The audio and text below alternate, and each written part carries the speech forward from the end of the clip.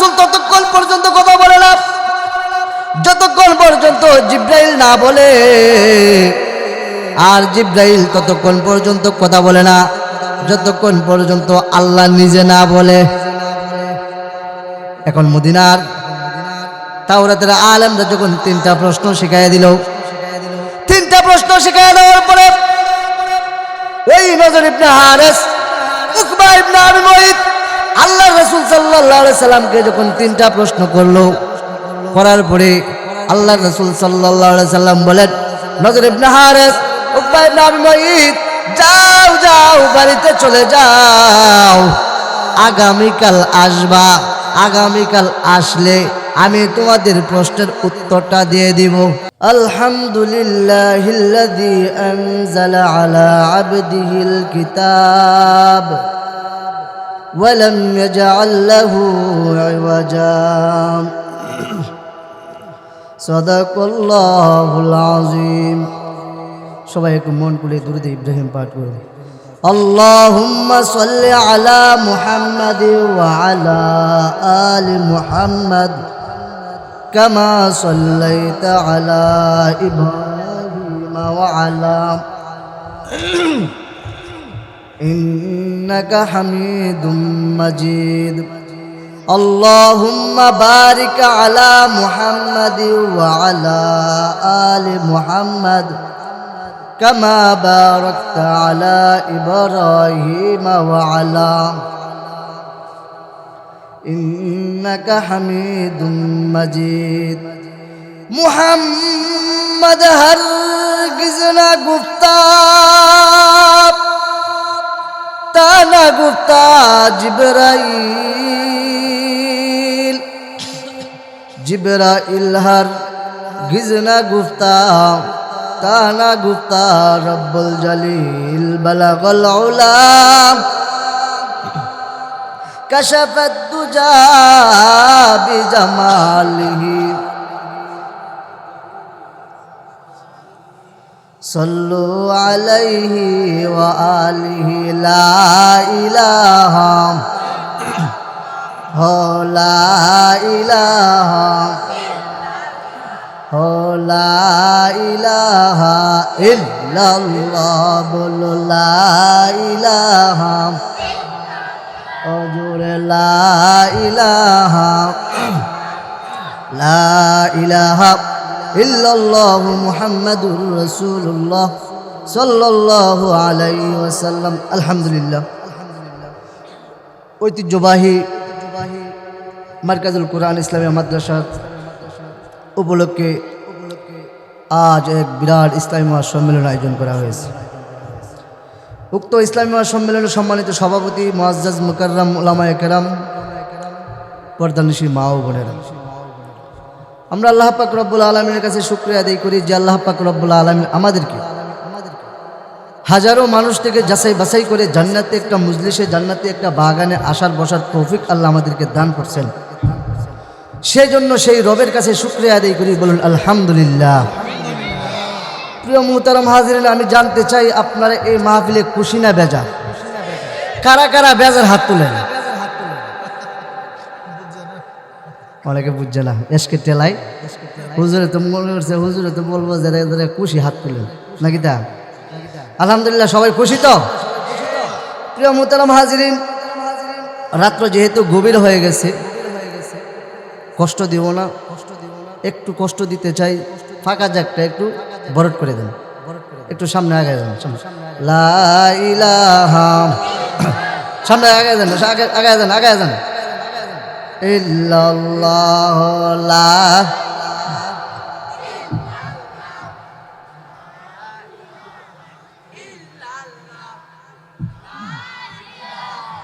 ইল্লাল্লাহু মুহাম্মাদুর রাসূলুল্লাহ। আলহামদুলিল্লাহ। প্রিয় মুহতারাম হাজিরিন, আমি আপনাদের সামনে মহাগ্রন্থ আল কোরআন থেকে ছোট্ট একটা আয়াতে কারিমা তেলাওয়াত করছি। কেউ কথা বলবেন না। এই আয়াতকে সামনে রেখে অল্প কিছুক্ষণ আলোচনা করব। প্রিয় মুহতারাম হাজিরিন, আমি আপনাদের সামনে যে আয়াতে কারিমা তেলাওয়াত করছি, ওই আয়াতের মধ্যে আল্লাহ পাক রব্বুল আলামিন কি বলছেন? কে কথা বলবে না? এই কথা বলবো না, কথা বলবো না। হ্যাঁ, আমি যে আপনাদের সামনে আয়াতে কারিমা তেলাওয়াত করছি, ওই আয়াতের মধ্যে আল্লাহ পাক রব্বুল আলামিন কি বলছেন সেটা একটু পরে বলি। আগে দুইটা বিষয় উপস্থাপন করতে চাই। একটা বিষয় হচ্ছে, আমি যে আয়াতে কারিমা তেলাওয়াত করছি, এই আয়াতে কারিমা কোন সূরার অংশ? এখন আসুন, আমি যে আপনাদের সামনে আয়াতে কারিমা তেলাওয়াত করছি, এই আয়াতের অংশ হলো সূরাতুল কাহাফ। সূরাতুল কাহাফ। এখন 1 নম্বর পয়েন্ট,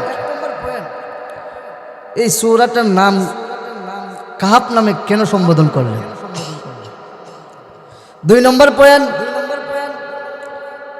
আল্লাহ পাক রব্বুল আলামিন এই সূরাটা নাজিল করছে কার প্রতি? কার উপরে নাজিল করছে? কোরআন কার উপরে নাজিল করছে? আমাদের নবী মুহাম্মদ রাসূলুল্লাহ সাল্লাল্লাহু আলাইহি ওয়াসাল্লাম। আপনারা মাঝে মাঝে একটু কথা বলবেন, তাহলেই আলোচনা করতে আপনাদের শুনতে ভালো লাগবে, আমার আলোচনা করতে একটু মজা লাগবে। এই কোরআন যেহেতু রাসূলুল্লাহ সাল্লাল্লাহু আলাইহি ওয়াসাল্লামের উপরে নাজিল করছেন, প্রত্যেকটা সূরার কিন্তু একটা শানে নুজুল আছে না? শানে নুজুল বুঝেন তো? শানে নুজুল বলা হয় রাসূলুল্লাহ সাল্লাল্লাহু আলাইহি ওয়াসাল্লামের উপর যখন কোনো একটা সূরা নাজিল হয় বা কোনো একটা আয়াত নাজিল হয়, তখন আয়াত বা সূরা নাজিল হওয়ার আগে একটা ঘটনা থাকে, ওই ঘটনাকে বলা হয় শানে নুজুল। এখন এই সূরার শানে নুজুলটা কি? এই দুইটা বিষয় আপনাদের সামনে উপস্থাপন করব। 1 নম্বর বিষয় বলছিলাম, এই সূরার নামকরণ কেন এই সূরাকে কাহাফ নামে সম্বোধন করলেন? একটু কমায় দেন। এই কাহাফ নামে কেন সম্বোধন করলেন? মুফাসসিরিন কেরামের ভাষায় বলা হয় ওয়াজহে তাসমিয়া। এখন আসুন, কাহাফ শব্দের অর্থ হলো বড় ধরনের এক গর্ত। আমার কথা কি বুঝতেছেন? আমার কথা কি বুঝতেছেন? আমার কথা শুনতে কি আপনাদের খারাপ লাগতেছে? যদি খারাপ লাগে আমাকে বলবেন, আমি চলে যাব ইনশাল্লাহ। আপনারা থাকতে রাজি আছেন তো ইনশাল্লাহ? কতক্ষণ পর্যন্ত থাকবেন? নাকি আমাকে রেখে আবার চলে যাবেন? আলহামদুলিল্লাহ। প্রিয় মুহতারাম হাজিরিন, এই সূরাকে কেন কাহাফ নামে সম্বোধন করলেন? এখন আসুন, এই কাহাফ শব্দের অর্থ হচ্ছে প্রশস্ত গর্ত। প্রশস্ত মানে বড় ধরনের এক গর্ত। এখন আপনাদের একটা প্রশ্ন থাকতে পারে যে এই বড় ধরনের এক গর্ত বা এই বড় গর্তটা কেন আল্লাহ তাআলা এই সূরার নামকরণ দিয়েছে? একটা প্রশ্ন থাকতে পারে না? এই কথা বলতেছেন কেন? কথা বলতেছেন বাচ্চারা, কথা বলো না। এটা কিন্তু একটা সার্কাস না, এটা কি সার্কাসের মাহফিল? আমাকে কি আপনারা ওই 26 ইঞ্চি 24 ইঞ্চি মনে করছেন? হ্যাঁ, তবে মাঝে দিয়ে একটা কথা বলি। আমার এক প্রোগ্রাম ছিল ঢাকা। কোথায়? ঢাকা। ওইখানে এক সভাপতি পাগলা টাইপের সভাপতি 1 ঘন্টা আগে দিয়ে ফোন দিতেছে, হুজুর আপনি আইতে এত লিড করতেছেন কেন? আমি ভাই জ্যাম টেম তো আইতেছি আস্তে আস্তে, পায়েন আমি আপনার লাগে অপেক্ষা আছি। বেটা 1 ঘন্টা 2টা ফোন দিতেছে। মাহফিলের কাছাকাছি যখন গেলাম, এরপরে ফোন দেয়। একবারে কাছে যখন গেছি তখন বেটা ফোন দিছে, হুজুর আর কতক্ষণ লাগবো? আমি আর 5 মিনিট। 5 মিনিট পরে বেটারা তখন আমার সাথে দেখা করছে। আমি তো গাড়ির ভিতরে বলতেছে, হুজুর একটা আবদার, আপনি আমার আবদারটা রাখতে পারবেন না? আমি কি আবদার? সবাই তো অনেক আবদার করে, আপনি আবার কি আবদার? হুজুর আমার অনেক শখ, আপনার দাওয়াত দিবার আগের থেকে প্ল্যান করে রাখছি, আপনার কুলো করে স্টেজে উঠাবো। কি করে? কুলো করে স্টেজে উঠাবো। গাড়ি ভাই আপনি তো এমন এক আবদার করছেন যে আবদারটা আমি রাখতে পারতাম না। ও না হুজুর রাখতে হইবই। বুঝলাম এমন ফাগলা। আমি ভাই আপনি মনে করছেন আমার হাত নাই ফাউ নাই, যার কারণে আমি হাঁটতে পারতেছি না, আপনি আমার কুলো করে নেবেন। ও না হুজুর এরপরে কুলো কুলো মানে হেরে কোনো পাবে আমি বোঝাইতে পারতেছি না। যত কষ্টই হোক আপনারা কুলো নিব। আমি বললাম এর তো আর বুঝাইতে পারতাম না, তো ফাগলা টাইপের বক্ত। বললাম আচ্ছা ঠিক আছে ড্রাইভার সাহেব গ্লাসটা খুলে দাও। বেড়া খুলে দিছে, ওজরাইন কুলায়েন। আমিও চোখ বুঝে কুল উঠে গেছি। কুলো উঠার পরে যখন আমি কুলো উঠছি বেড়া একটা কুতান দিছে আগে। কুতান দেওয়ার পরে বেড়া 10টায় কাইক যখন দিছে, হুজুর আস্তে আস্তে কম, হুজুর বিয়া তো কিছু মনে না করি নেমে গেলে ভালোই কম। আমি কই উঠছি যখন আলাম তোমা বলে না হুজুর ওটা আমার কষ্ট হইতেছে। আমি তোমার আমি আগে কইছি না তুমি আমার কোনো লইতারটা না। এরপরে কই দো নামাই দো বলে নামলাম। তো বেটার আমি একটা মেসেজ দিলাম, ভাই আপনি তো আগে মনে করছেন যে আমি ওই হাত পাও নাই আতুল্লোলা এটা ভাববে আমার কুল লইজু নাও যে আমার শখ আছিল, আমার শখটা মিটটা গেছে। এখন আপনারা কি আমার ওই 26 ইঞ্চি 24 ইঞ্চি মনে করছেন? তে আলোচনা করলে আপনারা কিন্তু কথা বই থাকতেন না, বাচ্চারা কথা কয় না। হ্যাঁ প্রিয় মুহতারাম হাজিরিন, যে কথাটা বলতেছিলাম, আল্লাহ পাক রব্বুল আলামিন কেন এই সূরাকে কাহাফ নামে সম্বোধন করলেন?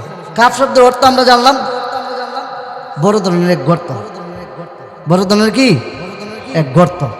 এখন আপনাদের একটা প্রশ্ন থাকতে পারে, এই গর্তটা কেন আল্লাহ তাআলা এই কোরআনের মধ্যে নাম রেখে দিয়েছে? মুফাসসিরিন কেরাম বলেন এই যে একটা গর্ত, এটারও একটা হাকিকত আছে। কি হাকিকত?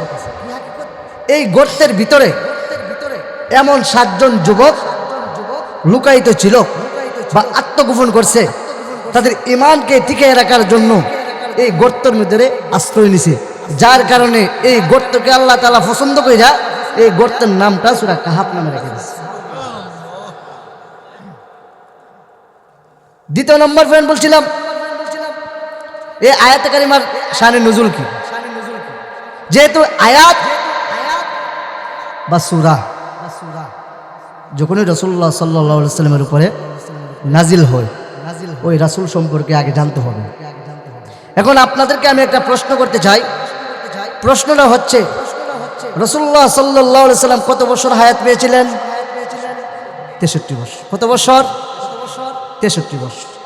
এই 63 বছর কিন্তু 2 ভাগে বিভক্ত। কয় ভাগে? খারাপ লাগতেছে? 2 ভাগে বিভক্ত। এক ভাগ হচ্ছে কবলান নবুয়ত, আরেক ভাগ হচ্ছে বাদাল নবুয়ত। কবলান নবুয়তের আগে 40 বছর রাসূলুল্লাহ আকরাম সাল্লাল্লাহু আলাইহি ওয়াসাল্লামের উপর যখন ওহী নাজিল হয় নাই, তখন ওই সময় মক্কার আবু জাহেল, আবু লাহাব, যত বড় বড় লিডার ছিল, আমার রাসূলকে কিন্তু তারা আল আমিন উপাধি দিছে। ঠিক না? কেন দিছে? রাসূল তাদেরকে ওই সময় বাধা দেয়নি, যার কারণে আবু লাহাব, উকবা, শাইবা সবাই রাসূলকে আল আমিন উপাধি দিছে। আর যখন বাদাল নবুয়ত, রাসূলুল্লাহ সাল্লাল্লাহু আলাইহি ওয়াসাল্লাম যখন 40 বছর একদিন হয়ে গেছে, আর আল্লাহ যখন রাসূলের উপরে ওহী নাজিল করছেন, নবুয়তি দান করছেন, রাসূল যখন দ্বীনের দাওয়াত দিতে আরম্ভ করছে, তখনই আবু জাহেল, আবু লাহাব, উকবা, শাইবা সবাই বলতেছে, এ মুহাম্মদ 40 বছর যাবত সত্য কথা বলছিল, আজকে থেকে এই মুহাম্মদ পাগল হয়ে গেছে, এই মুহাম্মদ এখন একটা মিথ্যাবাদী। কেন বলছে? রাসূল যখন সত্য কথা বলতেছি, যে চাচাকে বলে দিল, এ আমার চাচা শোনো, এতদিন তুমি পূজা করছো, মূর্তির পূজা করছো, এখনো শোনো লা ইলাহা ইল্লাল্লাহ মুহাম্মাদুর রাসূলুল্লাহ কালিমা পড়ে মুসলমান হয়ে যাও।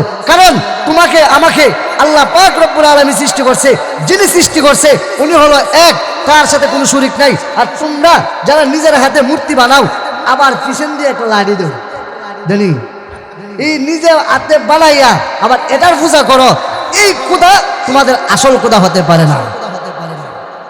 এই কথা যখন বললে, তখন আবু জাহেল, উকবা, শাইবা সবার মাথা গরম করে বলতেছে, এই মুহাম্মদ পাগল হয়ে গেছে, এই মুহাম্মদ সত্যবাদী নবী না। এই মুহাম্মদ যদি সত্যবাদী নবী হয়, সে কোনোদিন আমাদের বাপ দাদা ধর্ম ছাইরা দিত না। আবু জাহেল, আবু লাহাব, উকবা, শাইবা সবার মাথা গরম হয়ে গেছে। যখন আল্লাহর নবী দিনের দাওয়াত দিতে আরম্ভ করলো, তখন আবু জাহেল, উকবা, সাইবা সবাই একটা মিটিংয়ে বসছে। মিটিংয়ের মধ্যে বৈশা বলতেছেন, আমার বাতিজাকে এতদিন মোহাব্বত করেছি। আবুল আহাব বলে, ও আবু জাহেল, এই বাতিজা যখন দুনিয়াতে আগমন করছে, তার খুশি হইয়া আমি তার জন্য একটা দাসী আজাদ কইরা দিছি। এ আবু জাহেল, আজকে ওই মোহাম্মদ আমাদের বাপ দাদার ধর্মের মধ্যে আঘাত আনছে, এই মোহাম্মদকে ছাড়া যাবে না। এখন সব বড় বড় লিডাররা, পণ্ডিতরা একটা মিটিং করছে যে এই মোহাম্মদ যদি সত্যবাদী নবী হয়ে থাকে, সে যদি সত্যিকারের নবী হয়ে থাকে, তাকে পরীক্ষা করতে হবে। কি করতে হবে? পরীক্ষা করতে হবে। পরীক্ষার জন্য দুইজন ব্যক্তিকে নিযুক্ত করছে। কয়জন ব্যক্তি? দুইজন ব্যক্তিকে নিযুক্ত করছে। যে কিতাবের মধ্যে আসছে, তাফসিরে কথা কয় না, হ্যাঁ, কিতাবের মধ্যে আসছে যে একজনের নাম হচ্ছে নজর ইবনে হারেস, দ্বিতীয় নম্বর ব্যক্তির নাম হচ্ছে উকবা ইবনে আবি মুঈত। কি নাম? নজর ইবনে হারেস, উকবা ইবনে আবি মুঈত। এই দুইজন ব্যক্তিকে তারা মদিনাতে প্রেরণ করছে, আর তাদেরকে বলছে, এই উকবা ইবনে আবি মুঈত, নজর ইবনে হারেস, শোনো, মদিনাতে যাও। মদিনাতে গিয়া ওইখানে তাওরাতের বড় বড় আলেম আছে, তাদেরকে গিয়ে জিজ্ঞাসা করবা যে আমাদের মক্কার মধ্যে যার নাম মুহাম্মদ, যার বাবার নাম আব্দুল্লাহ, যার মার নাম আমেনা, ওই আব্দুল্লাহর ছেলে মুহাম্মদ, সে 40 বছর যাবত কোনোদিন মিথ্যা কথা বলে নাই। আজকে সে নিজেকে নিজে নবী দাবি করে, সে নাকি নবী, তার আল্লাহ নাকি এক। এই কথাটা যাচাইয়ের জন্য ওই মদিনায় যাও। মদিনায় গিয়া বড় বড় পণ্ডিতরা, বড় বড় আলেমরা যদি তারা স্বীকৃতি দেয়, তাহলে আমরা একটা বিবেচনা করতে পারি। নজর ইবনে হারেস, উকবা ইবনে আবি মুঈত মদিনাতে গেল। মদিনাতে যাওয়ার পরে দুইজন লিডারকে পাইছে, বড় বড় পণ্ডিতদেরকে পাইয়া তারা বলতেছে, হো তাওরাতের আলেম, আমাদেরকে মক্কা থেকে আবু জাহেল, আবু লাহাব, উকবা, সাইবা আমাদেরকে তোমাদের কাছে প্রেরণ করছে। এখন আমরা একটা বিষয় জানতে চাই। বিষয়টা হচ্ছে, আমাদের মক্কার মধ্যে এমন একজন ছেলে ছিল যার নাম মুহাম্মদ, যার বাবার নাম আব্দুল্লাহ, যার মার নাম আমেনা। সে আব্দুল্লাহর ছেলে মুহাম্মদ কোনোদিন মিথ্যা কথা বলে নাই, সে কোনোদিন ঢং করেও মিথ্যা কথা বলে নাই, সে কারোর সাথে খামখেয়ালিও করে নাই। সে সবাই যদি তাকে বিশ্বাস করে এক নামে ওই মুহাম্মদকে বিশ্বাস করছে, কিন্তু সে এমন এক কথা বলছে যার কারণে সবাই তার প্রতি ক্ষুব্ধ। হে তাওরাতের আলেম, ও আবু জাহেল, আবু লাহাব তোমাদের কাছে প্রেরণ করছে, এখন তোমরা বলে দাও এই মুহাম্মদ কি সত্য নবী নাকি মিথ্যা নবী? তাওরাতের আলেম বলে, ও উকবা ইবনে আবি মুঈত, নজর ইবনে হারেস, এই আব্দুল্লাহর ছেলে মুহাম্মদ যদি সত্যিকারের নবী হয়ে থাকে, তাকে তোমরা 3টা প্রশ্ন করবা। কয়টা প্রশ্ন? হে আব্দুল্লাহর ছেলে মুহাম্মদ যদি সত্যিকারের নবী হয়ে থাকে, তাহলে তাকে 3টা প্রশ্ন করবা। সে যদি 3টা প্রশ্নের উত্তর দিতে পারে, তাহলে তোমরা ধরে নিবা, আর আমি মদিনা থেকে সার্টিফিকেট দিয়ে দেব এই আব্দুল্লাহর ছেলে মুহাম্মদ সত্যিকারের নবী। 1 নম্বর প্রশ্ন হচ্ছে, এই উকবা ইবনে আবি মুঈত, নজর ইবনে হারেস, সে যদি সত্যিকারের নবী হয়ে থাকে, তাকে 1 নম্বর প্রশ্ন করবা, এই আব্দুল্লাহর ছেলে মুহাম্মদ, তুমি যদি সত্যিকারের নবী হয়ে থাকো, তাহলে বলো তো দেখি, আসহাবে কাহাফ একটা ঘটনা ছিল, এই ঘটনা সম্পর্কে তুমি কি জানো সেটা আমাকে বলো। কি বলছে? আসহাবে কাহাফের ঘটনাটা কি সেটা আমাকে বলো। 2 নম্বর প্রশ্ন হচ্ছে, হে আব্দুল্লাহর ছেলে মুহাম্মদ, তুমি যদি সত্যিকারের নবী হয়ে থাকো, তাহলে বলো, মানুষ হচ্ছে 2 জিনিসের সমন্বয়ে, একটা হচ্ছে রূহ আর একটা হচ্ছে বডি। এখন আমি আপনাদের সামনে প্রশ্ন করতে চাই, আপনাদের দেহের ভিতরে রূহটা আছে বিদায় আপনার নাম আব্দুর রহিম, ঠিক না? আপনার নাম আব্দুল কুদ্দুস, কিন্তু আপনার দেহের ভিতর থেকে যখন রূহটা চলে যাবে, তখন আপনার নাম আব্দুর রহিমও থাকবে না, আব্দুল কুদ্দুসও থাকবে না, আব্দুল করিমও থাকবে না, সঙ্গে সঙ্গে এই নামটা চেঞ্জ হয়ে আপনার নাম হয়ে যাবে অটোমেটিক লাশ, ঠিক না? আর ওই লাশ যখন হয়ে যাবেন তখন আপনি আদরের সন্তানকে তো মহব্বত করতেছেন, আদরের স্ত্রীকে তো মহব্বত করতেছেন, আদরের ভাইকে তো মহব্বত করতেছেন। ওই আদরের সন্তান, আদরের স্ত্রী, আদরের মা বাবা আপনাকে 1 ঘন্টার জন্য এই ঘরের মধ্যে আর রাখবে না, ঠিক কিনা? যত সম্ভব তাড়াতাড়ি আপনাকে দাফন দিয়ে দিবে। তখন ওই উকবা ইবনে আবি মুঈত নজর ইবনে হারেস বলতেছেন, হে মুহাম্মদ, তুমি যদি সত্যিকারের নবী হয়ে থাকো বলো তো দেখি, মানুষ হচ্ছে 2 জিনিসের সমন্বয়ে, 1 নম্বর হচ্ছে রূহ, আরেকটা হচ্ছে বডি। এই রূহটা কার নির্দেশে চলাফেরা করে? 3 নম্বর প্রশ্ন, এমন একজন বাদশা ছিল, যে বাদশা পূর্ব থেকে পশ্চিম, উত্তর থেকে দক্ষিণ, এমন কোনো রাষ্ট্র, এমন কোনো গ্রাম, এমন কোনো জায়গায় বাকি নাই যে বাদশা সফর করে নাই। এই বাদশার নামটা কি? কয়টা প্রশ্ন? এই মদিনার বড় বড় আলেম, তাওরাতের আলেম, তাদেরকে 3টা প্রশ্ন শিখাইয়া দিছে। এই 3টা প্রশ্ন মক্কাতে আইসা আল্লাহ রাসূল সাল্লাল্লাহু আলাইহি সাল্লামকে এই 3টা প্রশ্ন করছে। এখন আপনারা বলুন, এই যে 3টা প্রশ্ন করছে, এখন এই কথা আল্লাহ যদি না জানায়া দেন, রাসূল কি বলতে পারবে? বলতে পারবে? কারণ আল্লাহ রাসূল সাল্লাল্লাহু আলাইহি সাল্লাম নিজের থেকে কিছু বলে? সেই জন্য কবি বলেন, মোহাম্মদ হার গিজনা গুফতা তানা গুফতা রব্বুল জালিল, মোহাম্মদ হার গিজনা গুফতা তানা গুফতা জিবরাইল, জিবরাইল হার গিজনা গুফতা তানা গুফতা রব্বুল জালিল। আল্লাহ রাসূল ততক্ষণ পর্যন্ত কথা বলে না যতক্ষণ পর্যন্ত জিবরাইল না বলে, আর জিবরাইল ততক্ষণ পর্যন্ত কথা বলে না যতক্ষণ পর্যন্ত আল্লাহ নিজে না বলে। এখন মদিনার তাওরাতের আলেমরা যখন 3টা প্রশ্ন শিখাইয়া দিল, 3টা প্রশ্ন শিখাইয়া দেওয়ার পরে ওই নজর ইবনে হারেস, উকবা ইবনে আবি মুঈত আল্লাহ রাসূল সাল্লাল্লাহু আলাইহি সাল্লামকে যখন 3টা প্রশ্ন করলো, করার পরে আল্লাহ রাসূল সাল্লাল্লাহু আলাইহি সাল্লাম বলেন, নজর ইবনে হারেস, উকবা ইবনে আবি মুঈত, যাও যাও বাড়িতে চলে যাও, আগামীকাল আসবা, আগামীকাল আসলে আমি তোমাদের প্রশ্নের উত্তরটা দিয়ে দিব। সুবহানাল্লাহ বলেন না? এই কথা শোনার পরে নজর ইবনে হারেস, উকবা ইবনে আবি মুঈত বাড়িতে চলে গেছে। বাড়িতে যাওয়ার পরে আবু জাহেল, আবু লাহাব, উকবা, সাইবা বড় বড় পণ্ডিতদেরকে গিয়ে বলতেছেন, মদিনাতে গেছিলাম, যাওয়ার পরে এই বড় বড় তাওরাতের আলেমরা 3টা প্রশ্ন করছে, এই 3টা প্রশ্ন আবার ওই মুহাম্মদকে করে আসছি। এখন এই মুহাম্মদ উত্তর দেই নাই, এই মুহাম্মদ বলছে আগামীকাল আসার জন্য, আগামীকাল যদি আসি তাহলে এই 3টা প্রশ্নের উত্তর দিবে। এখন এই 3টা প্রশ্ন করার পরে যখন আগামীকাল আসলো, আসার পরে রাসূলুল্লাহ সাল্লাল্লাহু আলাইহি সাল্লামের উপর ওহী নাজিল হয় নাই। কি হয় নাই? ওহী নাজিল হয় নাই। ওহী যখন নাজিল না হয় তখন রাসূল কি উত্তর দিতে পারবো? 1 দিন, 2 দিন, 3 দিন, 4 দিন, এইভাবে একাধারে 15 দিন পর্যন্ত ওহী নাজিল হয় না। কতদিন? 15 দিন পর্যন্ত ওহী নাজিল হয় নাই। যখন ওহী নাজিল হয় নাই তখন আবু জাহেল, উকবা, সাইবা, আবু লাহাব তারা হাসাহাসি করতেছে। আমাদের সমাজের মধ্যে দেখেন না, কাউরে যদি একটু কুশা দিতে পারে তাহলে হে খুশিতে করে আত্মহারা হয়ে যায়, ঠিক না? একজনের শত্রু যদি একটু বিপদে পড়ে, এর চেয়ে খুশি আর কেউ নাই।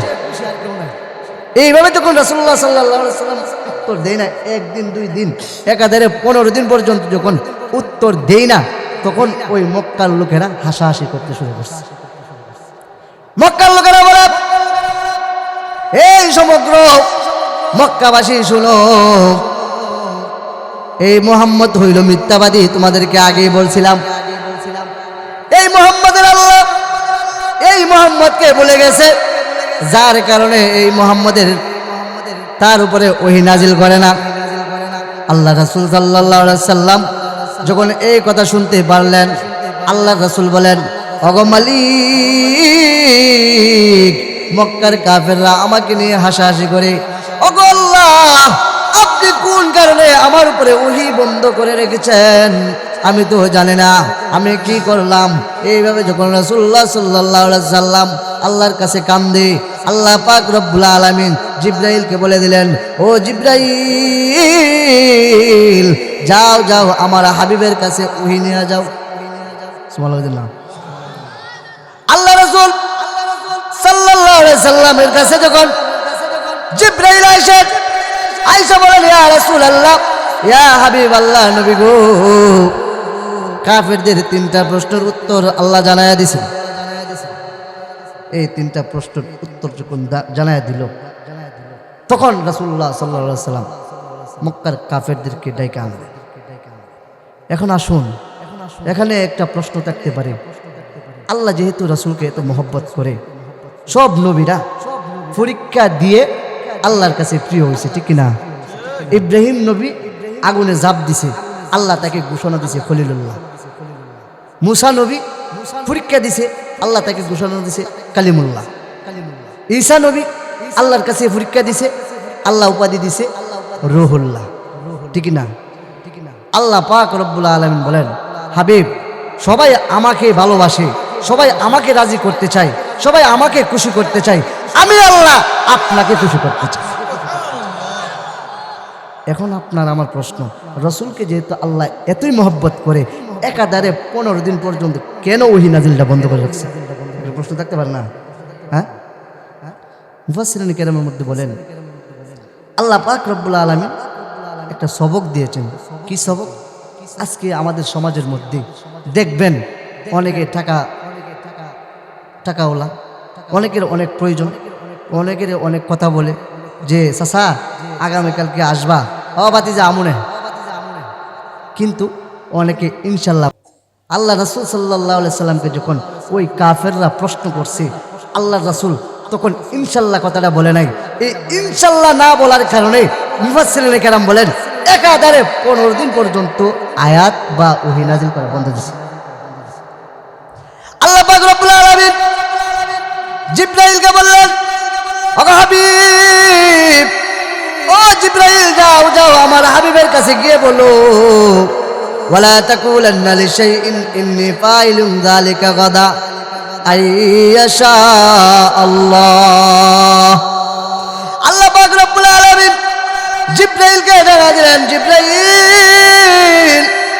যাও যাও আমার হাবিবকে গিয়ে বলো, ওগো হাবিব, কোন কাফের যদি আপনাকে কোনো প্রশ্ন করে, কেউ আপনাকে প্রশ্ন করলো কোনো বিষয়ে, আপনি সরাসরি উত্তর দিবেন না, আপনি বলে দেবেন আল্লাহ যদি চাই, ইনশাল্লাহ আল্লাহ যদি চাই তাহলে আপনার প্রশ্নের উত্তর দিতে পারবো।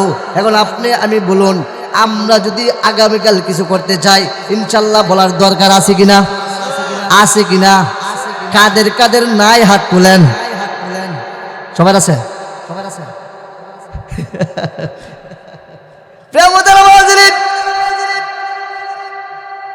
আল্লাহ পাক রব্বুল আলামিন জিবরাইলকে জানাই দিলেন, হাবিব, ও জিবরাইল, যাও যাও আমার হাবিবের কাছে গিয়ে বলো, কোন কাফের যদি আমার হাবিবকে প্রশ্ন করে, কোন কাফের যদি আমার রাসূলকে সওয়াল করে, আমার হাবিবকে জানাই দিও, আমার হাবিব যেন ইনশাল্লাহ বলে। এখন আসুন, ইনশাল্লাহর সবক আল্লাহ রাসূলকে দিয়ে 3টা প্রশ্ন জানায় দিয়েছে। এখন আপনাদের আমাদের বলুন, ইনশাল্লাহ বলার কারণে আল্লাহ 3টা প্রশ্ন উত্তর জানায় দিয়েছে। এখন 3টা প্রশ্ন কি আপনাদের মনে আসেনি? আসেনি? কে বলতে পারবেন 1 নম্বর প্রশ্নটা কি ছিল? আসহাবে কাহাফের সম্পর্কে কি জানে? আল্লাহ হাবিব সাল্লাল্লাহু আলাইহি সাল্লাম কাফেরদেরকে ডেকে বলেন, ও কাফেররা, ও উকবা ইবনে আবি মুঈত, নজর ইবনে হারিস, শুনো শুনো, 1 নম্বর প্রশ্নের উত্তর তোমাদের। আমি দুনিয়াতে আসার আগে 1000 বছর আগে একজন বাদশা ছিল। কয় হাজার? 1000 বছর আগে একজন বাদশা ছিল, যার নাম ছিল দাকিউনুস। কি ছিল? আপনাদের কালে এক কানে ঢুকাইবেন, আরেক কান দিয়ে বাইর করে দিবেন, এই ওয়াজের দাম হইতো না। আপনারা কিছু শিখতে পারতেছেন তো, নতুন কিছু। এটাই কিন্তু মাহফিলের সফলতা। সাল্লাম নজর ইবনে হারিসকে ডাইকা আইনা বলেন, ও নজর ইবনে হারিস, উকবা ইবনে আবি মুআইত, আমি দুনিয়াতে আসার আগে 1000 বছর আগে একজন বাদশা ছিল যার নাম দাকিউনুস। এই বাদশার সময় সে একটা নিয়ম করছিল, সে একটা অনুষ্ঠান করত। ওই অনুষ্ঠানের মধ্যে একটা মূর্তি বসায় রাখতো। এই মূর্তিকে যারা সেজদা দিবে তাদেরকে সে ছেড়ে দিত, আর যারা সেজদা দিবে না তাদেরকে সে ফাঁসি দিয়ে দিত। ও নজর ইবনে হারিস, ও উকবা ইবনে আবি মুআইত, শুনো শুনো, ভালো করে শুনো। ওই 7 জন যুবকের 1 নম্বর যুবক যখন ওই মূর্তির কাছে গেল, যখন তাদের মাথাটা নত করবে এই মূর্তির কাছে, তাদের বিবেকের মধ্যে একটা নাড়া দিছে, এই মূর্তি তো আমাদের সৃষ্টিকর্তা না, এই মূর্তির কাছে কেন মাথা নত করব? এই মূর্তি তো আমাদের আল্লাহ না। এখন আমাদের ফাঁসি হোক, যাই হোক, এই মূর্তির কাছে মাথা নত করব। 1 নম্বর ব্যক্তি যখন মাথা নত করে নাই, 2 নম্বর ব্যক্তিও মাথা নত করে নাই। একাধারে 7 জন যুবক মাথা নত করে নাই। একজন আরেকজনকে প্রশ্ন করে, ভাই দেখছি আপনি মূর্তিটার কাছে গেছেন, সেজদাটা দিবেন, এমন সময় দিয়ে আপনি সেজদা দিচ্ছেন, এটার কারণটা কি? তা একজন যুবক কয়, ভাই আপনি যা আমার প্রশ্ন করছেন, আমিও কিন্তু চোখটা আড়ায় আড়ায় দেখছি, আপনিও কিন্তু মূর্তিটার মধ্যে সেজদা দিচ্ছেন না।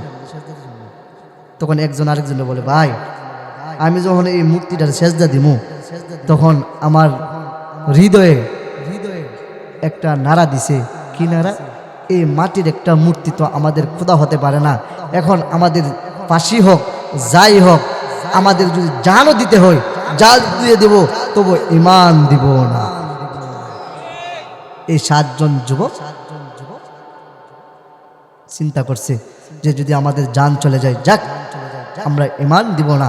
তবে এই 7 জন যুবক একত্রিত হইয়া বলতেছে, ভাই যা করেন আমরা 7 জন যুবক মিলে একেবারে করব। 7 জন যুবক যখন ঈমানবিহীন হয় নাই, ঈমান ছাড়ে নাই, তখন উকবা ইবনে আবি মুআইত নজর ইবনে হারিসকে ডাক দিয়া বলেন, ও নজর ইবনে হারিস, উকবা ইবনে আবি মুআইত, এই 7 জন যুবক যখন এক একজন মূর্তির কাছে যাবে, তাদের ঈমানকে বিক্রি করে নাই। তখন তারা কি করলো? তারা চিন্তা করলো, যদি আমরা যে এই মূর্তির কাছে মাথা নত করে নাই, যদি এই ঘটনা বাদশা জানে, আমাদেরকে ফাঁসি দিয়ে দিবে। সাবধান, আমরা যে মাথা নত করে নাই এই কথা কিন্তু কাউকে বলা যাবে না। একজন আরেকজন বলতেছে, আচ্ছা ভাই ঠিক আছে। এই 7 জন যুবক কাউকে কিছু না বলে তারা আস্তে আস্তে তাদের কামরা থেকে বাইরে হয়ে গেছে। যখন কামরা থেকে বাইরে হয়ে যাওয়ার পরে সবাই একটু টের পাইছে যে এই 7 জন যুবক তো মাথা নত করে নাই। এই বাদশা তাদেরকে ডাক দিয়ে বলতেছে, এই 7 জন যুবক, তোমরা যেহেতু মাথা নত করে নাই, তোমাদেরকে ফাঁসি দেওয়া হবে। কি দেওয়া হবে? ফাঁসি দেওয়া হবে। তখন তাদেরকে আটক করছে। আটক করার পরে বলতেছি, ভাইজান, ও বাদশা, যেহেতু মাথা নত করি নাই, আমাদেরকে যেহেতু ফাঁসি দিয়ে দিবা, তবে আমাদের একটু শেষ ইচ্ছা, আমাদেরকে একটু মুক্ত হস্তে একটু ছেড়ে দেন। কারণ আমরা একটু ভেবে চিনতে, পরের দিন যদি আমরা একটু ভেবে চিনতে রাজি হই যে আপনার মুক্তির মধ্যে সেজদা নেব, তখন আপনি আমাদেরকে একটা ফয়সালা দেন। তখন ওই বাদশা বলতেছি, ঠিক আছে, তোমাদেরকে 1 দিনের সময় দিলাম। কই দিনের? আগামীকাল তোমরা আমার এই মূর্তির কাছে যদি মাথা নত করো, এই মূর্তির কাছে যদি সেজদা দাও, তাহলে তোমাদেরকে মাফ করে দেওয়া হবে। আর যদি সেজদা না দেও, তাহলে তোমাদেরকে ফাঁসিতে ঝুলানো হবে। 7 জন যুবক 1 দিনের টাইম পাইয়া পরের দিন বলতেছে, এ ভাই, এখন যদি আমরা মাথাটা নতুন না করি, তাহলে আমাদের জান তো চলে যাবে, আমাদেরকে তো ফাঁসি দেওয়া হবে। এখন কি করতে পারি? সবাই এক হয়ে গেছে যে বলতেছে, আগামীকাল যদি আমাদের জান দিতে হয়, জান দিয়ে দেব, আমাদের যদি কল্লা দিতে হয়, কল্লা দিয়ে দেব, তারপরেও আমরা ঈমান দিব না। তখন সাতজন যুবক বলতেছে, আচ্ছা চলো, এরিয়া তো অনেক বড়, এখন কি করতে পারি, আমরা একটু হাঁটাহাঁটি করি, সময় তো 24 ঘন্টা একদিন আছে, এখন আমরা একটু হাঁটাহাঁটি করি। তখন ওই সাতজন যুবক হাঁটার পরে একটা সুড়ঙ্গ পাইছে, সুড়ঙ্গ পাওয়ার পরে তাকায় দেখে একটা বড় এক পাহাড়। যখন এই পাহাড়ের মধ্যে উঠার পরে দেখতেছে একটা গর্ত, এই গর্তটার ভিতরে যখন ঢুকার পরে এখন সবার একটা ক্লান্তি এসে গেছে। কি এসে গেছে? এখন একটা বড় একটা পাহাড়ে উঠলে ক্লান্তি আসবো না? এখন 5 তলা 10 তলা বিল্ডিংয়ে যদি আপনি হাইটা উঠেন, তাহলে আপনাদের কি ক্লান্তি লাগবে না? যখন এই বড় পাহাড়ের মধ্যে উঠার পরে যখন তাদের একটা ক্লান্তি আসার পরে এই গর্তের ভিতরে ঢুইকা বলতেছে, ভাই শোনো, সময় তো বহুত আছে, এখন আমরা একটু বিশ্রাম নিই। তারা বিশ্রামের জন্য তারা এই ক্লান্ত শরীরে একটু ঘুমাইছে। এক ঘুমে 350 বছর পার হয়ে গেছে। কয় বছর? এক ঘুমে যখন 350 বছর পার হয়ে গেছে, তখন আল্লাহ রাসূল বলেন, এই উকবা ইবনে আবি মুআইদ, নজির ইবনে হারিস, শোনো, তারা এক ঘুমে যখন 350 বছর পার করে দিছে, পরের দিন যখন একজন ঘুম থেকে জাগ্রত হয়েছে, হওয়ার পরে বলতেছে, হে বাকি ভাইয়েরা উঠো, আমাদেরকে তো ফাঁসি দিবে, এখন আমরা কি করতে পারি? সবাই যখন ঘুম থেকে জাগ্রত হয়েছে, হওয়ার পরে তাকায়া দেখে, কিরে এইটা তো গ্রাম ছিল, এটা দিয়ে এখন গ্রাম নাই, এখন দিয়ে 50 তলা বিল্ডিং। কি এখন তারা আগের 350 বছর আগের যে একটা গ্রাম আছিল বা পাহাড় ছিল, এখন কি 350 বছর পরে এটা কি থাকবে?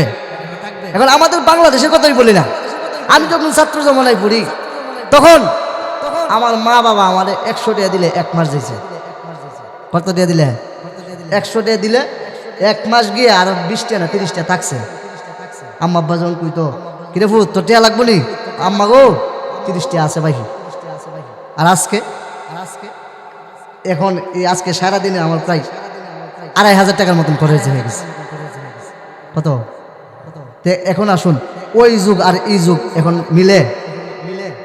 আপনি আগে আমাদের মা বাবা বা চাচা ভাইদের কাছে শুনি, দাদা দাদির কাছে শুনি যে, নাতি রে, আগে এক সময় ছিল যে একটা চা খাইলে একটা নি খেত দালাইছে, ঠিক না? একটা চা খাইলে, 1 কাপ চা খাইলে একটা ক্ষেত দিয়ে কইতেছে, এ তুই আমার এই ক্ষেতটা নিজগা। আর ওহন যদি টিয়া দিওয়া দেন দিব, তখন ওই 7 জন যুবক তারা ভাবতেছি, কিরে আগে কি দেখছিলাম এখন কি দেখি? তখন সবাই আশ্চর্য হয়ে গেছে। আশ্চর্য হওয়ার পরে সবাই বলতেছে, কিরে রাত্রে ঘুমাইছি, সকাল হয়ে গেছে, এখন আমরা একটু প্রস্তুতি নেই। এখন প্রস্তুতি যখন নিবে, পাহাড়ের গর্ত থেকে একটু বাইরে হয়ে দেখে দেশ তো আর দেশ নাই। এখন সবাই বলতেছে, এ শোনো, তোমাদের কাছে কার কাছে টাকা আছে? সবাই বলতেছে, বাকি 6 জন বলতেছে, আমার কাছে 10 টাকা আছে, আমার কাছে 20 টাকা আছে, আমার কাছে 50 টাকা আছে। আচ্ছা ঠিক আছে, এই টাকাটা মিলে তোমরা একটু বাইরে যাও, দোকান থেকে আমাদের জন্য একটু নাস্তা নিয়ে আসো। কি নিয়ে আসো? নাস্তা নিয়ে আসো। একজন যুবক যখন বাইর হয়েছে, পাওয়ার পরে একটা হোটেল, অনেক পূজাপুজির পরে একটা হোটেল পাইছে। হোটেল পাওয়ার পরে বলতেছে, ভাই খাবার দাও। খাবার যখন দিছে, তখন এই বিল যখন দিবে, টাকা যখন দিবে, তখন ওই সময়ের টাকা আর এখনের টাকা মিলে না। কি মিলে না? তখন বলেন, কর্মচারী বলেন, হে ভাই তোমার পরিচয় কি? এই টাকা তো এখনের টাকার সাথে মিলে না, তোমার ভিতরে অবশ্যই গাবলা আছে। এখন সমস্যা হলো, তুমি আমাদের সাথে কি করতেছো? এই টাকা কোথায় পাইলা? এই 350 বছর আগের টাকা তুমি কোথায় পাইলা? এখন তোমাকে নিয়ে যাওয়া হবে বাদশার কাছে। কার কাছে? হে ভাই চলো চলো বাদশার কাছে চলো। একজন যুবক মনে মনে বলতেছে, হাই হাই, এত কষ্ট করে একজনের কাছ থেকে বেঁচে আসলাম, এখন আয়সা দিকে আবার ওই বাদশার কাছে যাবো। তখন সে মনে মনে ভাই বানিয়েছে, আর কোনো রক্ষা নাই, তাদের মাথা এখন দিতেই হবে, তাদের জান চলে যাবে। এই বয়ে আস্তে আস্তে 1 কদম হাঁটে, 2 কদম পিছে। এইভাবে যখন আস্তে আস্তে করে বাদশার দ্বারে গেছে, এখন ওই যুবক তাকায় দেখে এই বাদশার মাথার মধ্যে পাগড়ি। সুবহানাল্লাহ না? জোরে বলুন না সুবহানাল্লাহ। এই বাকরি দেখার পরে সাহাবে কাফের 1 নম্বর ব্যক্তি মনে মনে একটু আশ্বস্ত পাইছে যে আমার মাথার মধ্যে যে বাকরি আমার বাদশার মাথার মধ্যে দিকে একই বাকরি।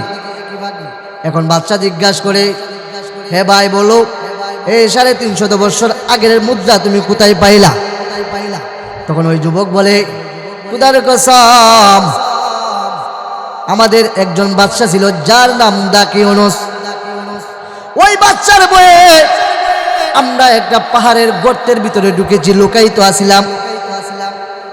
সন্ধ্যাবেলা ঘুমাইছি, সকালবেলা ওইটা দেখি উল্টা পাল্টা হয়ে গেছে। ওগো বাদশা, আমরা তো আর কিছু বলতে পারি না। এই বাদশা আবার ডাক দিয়া বলে, তোমরা যদি ওই সময়ের যুবক হয়ে থাকো, তোমরা কোনো সাধারণ লোক নয়, তোমরা হইলা স্বয়ং আল্লাহর ওলি। বাদশা বলেন, হে 1 নম্বর ব্যক্তি, চলো চলো, আমাকে নিয়ে চলো তোমাদের বাকি সফর সঙ্গীদের কাছে। ওই 1 নম্বর ব্যক্তি বাকি 6 জনের কাছে নিয়ে গেল। বাদশা তাদেরকে তাদের রাজপ্রাসাদে আইনা বলতেছে, হে 7 জন যুবক, তোমাদেরকে আমি সাধারণ মানুষ মনে করি না, তোমাদেরকে আমি এক একটা এলাকার এক একটা ওয়ার্ডের তোমাদেরকে আমি মন্ত্রী বানাইতে চাই। কি চাই? আর ওই সময় তাদের ভয়ে পাহাড়ের ভিতরে, পাহাড়ের এই গর্তের ভিতরে লুকাইছিল। এখন তারা অফার পাইছে। কি অফার? যে তারা এক একটা অঞ্চলের মন্ত্রী। এখন তারা 6 জন আবার বলতেছে, হাই হাই, এক ঘুমে রাত হইল, হওয়ার পরে দেখি এখন কি হয়েছে। আচ্ছা ঠিক আছে, এখন তারা আবার পরামর্শ করলো। কি পরামর্শ? আমরা যেহেতু একবার পরামর্শ কইরা এই এত বড় অলৌকিক ঘটনা ঘটে গেছে, আমরা আরেকটা পরামর্শ করি। কি পরামর্শ? তখন তারা বলতেছে, আমরা যেহেতু এত বড় ঘটনা ঘটাই লেছি, আল্লাহ যেহেতু ঘটাই লেছে, এখন কি করব? এখন আমরা একটু চিন্তাধারা করি। এরা আবার বাদশার রাজপ্রাসাদ থেকে ওই পাহাড়ের কিনারায় গেছে। যাওয়ার পরে এই আবার যখন এই পাহাড়ের উপরে যখন উঠছে, তাদের ক্লান্তি আসছে, তারা যখন একটু বিশ্রাম নেবে, এই বিশ্রাম নেওয়ার সাথে সাথে আল্লাহ তাদেরকে মৃত্যু ঘোষণা দিয়েছে। এখন আমাদের সমাজের মধ্যে যদি 350 বছর আগে একটা লোক আইসা বলে, আমি 350 বছর আগের লোক, তখন দেখবেন আমার এলাকার মানুষ সব গিয়া আপ্পা দাফাও করবো। তো বাবা বাবা, তুমি আমার মুর্শিদ, তুমি আমার দয়াল, ঠিক না? আল্লাহ পাক রব্বুল আলামিন তাদেরকে বলে দিলেন, তোমাদের ভিতরে যেহেতু অহংকার এসে যাবে, তখন আল্লাহ তাদেরকে বিশ্রামের এক উসিলে তাদেরকে আল্লাহ তাআলা মৃত্যু দান করছে। আল্লাহ নবী বলেন,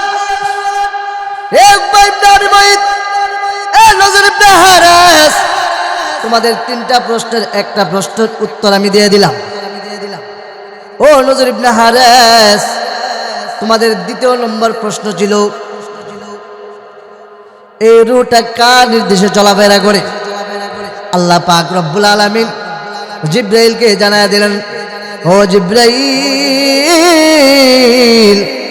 আমার হাবিবকে গিয়ে বলো, এই রূহটা আমি আল্লাহর নির্দেশে চলাফেরা করে। আল্লাহ রাসূলকে বলেন, ও হাবিব, কুলির রূহ আমরি রব্বি, এই রূহটা হলো আল্লাহর নির্দেশে চলে। আল্লাহ যদি ওই রূহকে আদেশ দেয়, তাহলে আব্দুর রহিমের দেহের ভিতরে ঢুকে। আল্লাহ যদি আদেশ দেয়, আব্দুল কুদ্দুসের ভিতরে ঢুকে। আল্লাহ যদি আদেশ দেয়, আব্দুল রহিমের ভিতরে, এই দেহের ভিতরে এই রূহটা ঢুকে। আল্লাহ যদি আদেশ দেয়, আর ঢুকতে পারবা না। আপনাকে আমি প্রশ্ন করতে চাই, এমনও মানুষ আছে এশারের নামাজ পড়ে ফজরের সময় আর উঠতে পারে না, ঠিক না? রূহটা চলে গেছে, আল্লাহর আদেশ দেয় না, হে আব্দুর রহিমের রূহ, তুমি আবার আব্দুর রহিমের ভিতরে যাও। আল্লাহ বলেন, হে আব্দুর রহিমের রূহ, তোমাকে আমি নিষেধ দিয়েছি, এই রূহটা আর এটার ভিতরে যেতে পারবে না। 2 নম্বর প্রশ্নের উত্তর যখন দিয়ে দিছে, তখন সবাই বলতেছে, এই আব্দুল্লাহর ছেলে মুহাম্মদ তো এমন এমন উত্তর দিতেছে। এখন এই মুহাম্মদ তো নিজের থেকে বলতেছে না। তখন এই রাসূলের কথা যখন সবাই বিশ্বাস করছে, যাদেরকে আল্লাহ তাআলা হেদায়েত দান করছে তারাও ঈমান এনে মুসলমান হয়ে গেছে। আর ওই আবু জাহেলের, আবু লাহাব, উকবা, সাইবা, তারা কি ঈমান আনতে পারছে? ঈমান আনতে পারে নাই। আল্লাহ রাসূল সাল্লাল্লাহু আলাইহি সাল্লামকে জানিয়ে দিলেন, হাবিব আপনি আপনার চাচার জন্য যতই দোয়া করেন, আপনি তো হেদায়েতের মালিক না, কারণ হেদায়েতের মালিক হইলাম আমি আল্লাহ। যাকে আমি হেদায়েত দান করি তারাই আপনার কথা মানবে, যারা হেদায়েত পাবে না আপনি যদি তাদেরকে যত শত কথা বলেন তারা ঈমান আনবে না। ওগো হাবিব, আপনাকে আমি এমন একটা অফার করি, যে অফারটা হচ্ছে আপনাকে যদি মক্কা মদিনা গোটা বিশ্বের মানুষ যারা যারা আছে আপনাকে যদি নবী নাও মানে তারপরে আপনার লস নাই, কারণ আমি আল্লাহ আপনাকে নবী হিসেবে আমার বন্ধু হিসেবে স্বীকৃতি দিয়েছি। ওগো নবী, আমাকে যদি কোনো মানুষ, আমার কোনো বান্দা আল্লাহ হিসেবে স্বীকৃতি না দেয়, দরকার নাই, আপনি আমাকে স্বীকৃতি দিয়েছেন, এটাই আমার যথেষ্ট। প্রিয় মুহতারাম হাজিরিন, এই প্রশ্ন যখন আল্লাহ রাসূল সাল্লাল্লাহু আলাইহি ওয়াসাল্লাম জানায় দিলেন, তখন তারা ঈমান, যাদেরকে আল্লাহ তাআলা হেদায়েত দান করছে তারা ঈমান এনে মুসলমান হয়ে গেছে। এখন আমি আপনাদেরকে প্রশ্ন করতে চাই, আপনারা এই মাদ্রাসার মধ্যে, মাদ্রাসার উপলক্ষে আসছেন, মারকাজুল কোরআন ইসলামিয়া মাদ্রাসা, এই মাদ্রাসার মধ্যে আপনাদের সন্তানকে পড়াইয়া লাভ হইতেছে না ক্ষতি হইতেছে? লাভ হইতেছে না ক্ষতি হইতেছে? কার কার ক্ষতি হইতেছে হাত তুলুন।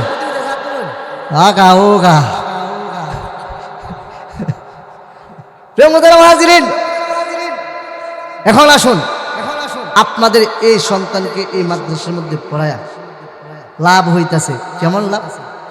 আপনার সন্তান যখন আখলিস দীনাকা ইয়াকফিকাল আমালুল খলিল খায়রুকুম মান তাআল্লামাল কুরআনা ওয়া আল্লামা, এই ছোট্ট ছোট্ট হাদিসগুলো নুরানির বইয়ের মধ্যে পড়ে, আর শিক্ষক যখন এই হাদিসগুলো শিখাই, তখন এই শিক্ষক স্বয়ং রাসূলুল্লাহ সাল্লাল্লাহু আলাইহি সাল্লাম যে শিক্ষা দান করছে, ওই রাসূলুল্লাহ সাল্লাল্লাহু আলাইহি সাল্লামের সাথে শিক্ষার কানেকশন হয়ে গেছে। এখন আসুন, এই হাদিস কার জবানে? রাসূলের জবানে, ঠিক না? এই রাসূল শিক্ষা দিছে সাহাবীদেরকে, সাহাবীরা শিক্ষা দিছে তাবেঈনকে, এইভাবে তুই আমাদের কাছে আসছে কিনা? এখন আপনারা যদি বলেন যে হুজুর আপনি একটু বলে দেন কিভাবে এই শিক্ষা গ্রহণটা রাসূল থেকে আসছেন, আপনি একটু আমাদেরকে জানায় দেন। এখন আমি যদি আপনাদেরকে জানায় দিই, এখন আপনারা কি শুনতে রাজি আছেন? সবাই শুনতে রাজি আছেন তো ইনশাল্লাহ? এখন আপনি যদি আমাকে প্রশ্ন করেন, হুজুর আপনি তো হাদিস পড়ছেন, আপনার নামে আগেও শুনছি ওয়াজই করুন আর ভালো আলেম, এখন আমি জানতে চাই আপনি দাওরা হাদিস কই পড়ছেন? কি দাওরা হাদিস? দাওরা হাদিস বুঝুন তো, যেটাকে বলা হয় মাস্টার্স। আপনি হাদিস কই পড়ছেন? কার কাছে শিক্ষা গ্রহণ করছেন? আমি বলবো শোনেন, আমি বুখারী শরীফ পড়েছি।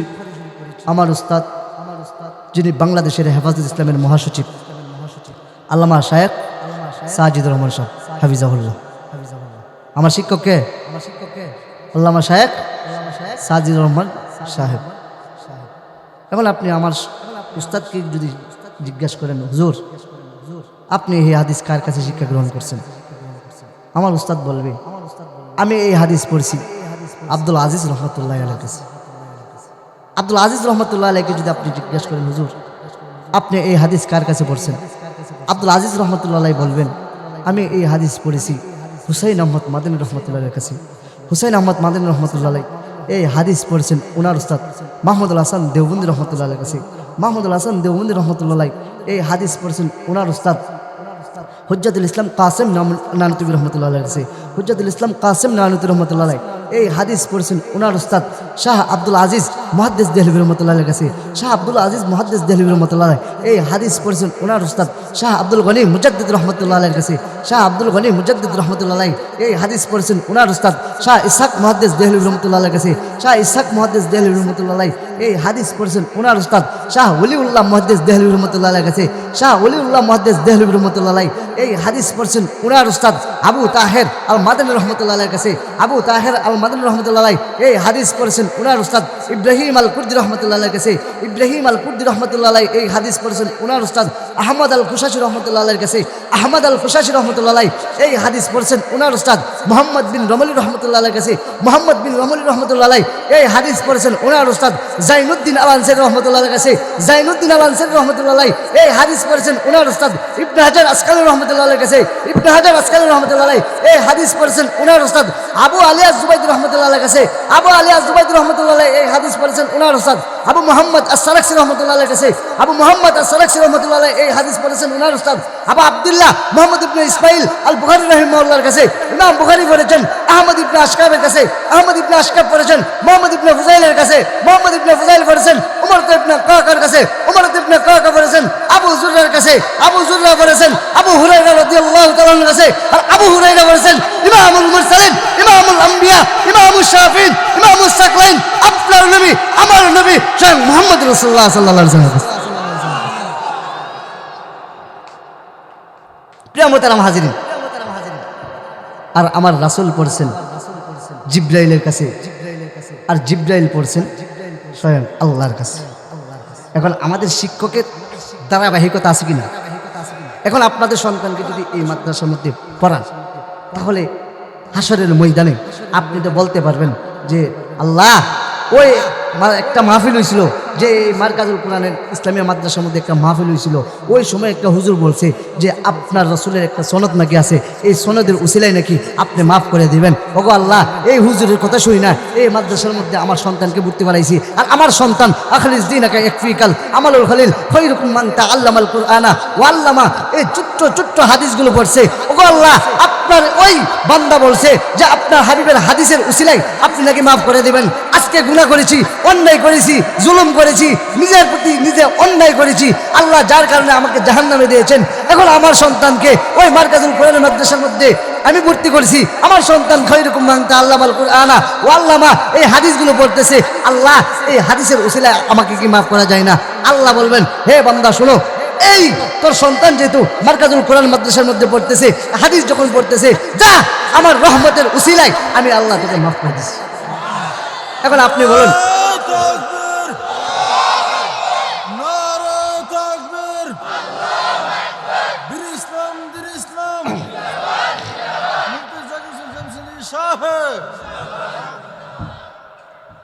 এখন বলুন আপনাদের সন্তানকে এই মাদ্রাসায় ভর্তি করাবেন না? আপনাদের সন্তানকে ভর্তি করালে কি লাভ? হাসরের ময়দানে আপনার সন্তানের উসিলায় আল্লাহ তাআলা আপনাকে জান্নাত দান করে দেবে। এর মধ্যে আল্লাহ তাআলা আমাদেরকে সবাইকে কবুল করুন, সকল বলেন আমিন। রাত্র যেহেতু গভীর হয়ে গেছে, আলোচনা আর দীর্ঘায়িত করার লাভ নাই, কারণ কি ফজরের নামাজ পড়তে হবে। এখন শুনুন, ফজরের নামাজ আপনি যদি পড়লেন না আর সারা রাত ওয়াজ শুনলেন, এই ওয়াজের কোনো ফায়দা নেই। এখন আমি এতক্ষণ পর্যন্ত যে আলোচনা করছি, আলোচনার সারাংশ 12টা হয়ে গেছে। হ্যাঁ প্রিয় মুহতারাম হাজিরিন, এখন আসুন, আমি যে আপনাদের সামনে আয়াতে কারিমা তেলাওয়াত করছি, বলেছিলাম যে সর্বশেষ এই আয়াতের অর্থটা কি বলবো, মনে আছে তো? আল্লাহ পাক রব্বুল আলামিন বলেন, আলহামদুলিল্লাহিল্লাযী আনজালা আলা আবদিহিল কিতাব। আল্লাহ পাক রব্বুল আলামিন বলেন আলহামদুলিল্লাহ, সমস্ত প্রশংসা কার? আরো জোরে বলেন কার? আরো জোরে বলেন কার? আলহামদুলিল্লাহিল্লাযী আনজালা আলা আবদিহিল কিতাব। আল্লাহ বলেন আমি সমস্ত প্রশংসা আমি আল্লাহর। আনজালা আলা আবদিহিল কিতাব, আমি আমার রাসূলের প্রতি এমন একটা কিতাব নাজিল করেছি যে কিতাবের মধ্যে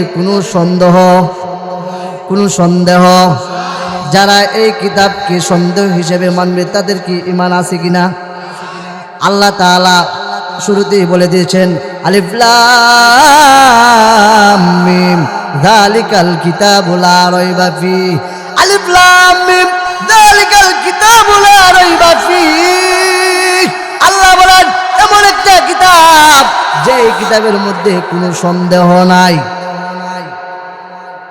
এখন দুনিয়ার মানুষ যদি একটা গ্রন্থ লেখে, বই লেখে, সর্বশেষে একটা বার্তা দিয়ে দেয়, এই বই লিখতে গিয়ে যদি আপনারা কোনো ভুল পান আমাকে বলে দিবেন, আমি শুধরাই নিব, ঠিক না?